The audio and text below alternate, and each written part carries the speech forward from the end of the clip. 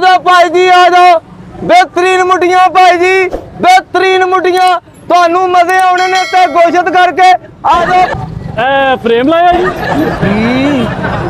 ਕੁਰਬਾਨੀ ਨਹੀਂ ਦੇਣੀ ਭਾਈ लो जी मैं पहले चेक करनी है ਚੈੱਕ ਕਰ ਲਓ ਇਹ ਮੁੰਡੀ ਮੈਨੂੰ ਪਸੰਦ ਆ ਗਈ ਆ ਅੱਛਾ ਜੀ।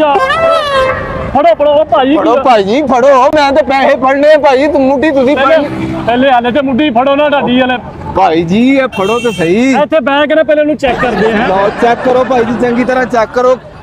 ਆ ਜੀ ਆਪ ਚੈੱਕ ਕਰਦੇ ਆ ਚੈੱਕ ਓ ਭਾਈ ਜੀ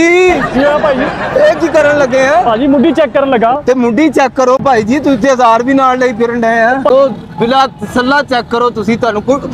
ਦੇਖੋ ਓ ਭਾਈ ਜੀ ਕੀ ਹੋਇਆ ਭਾਜੀ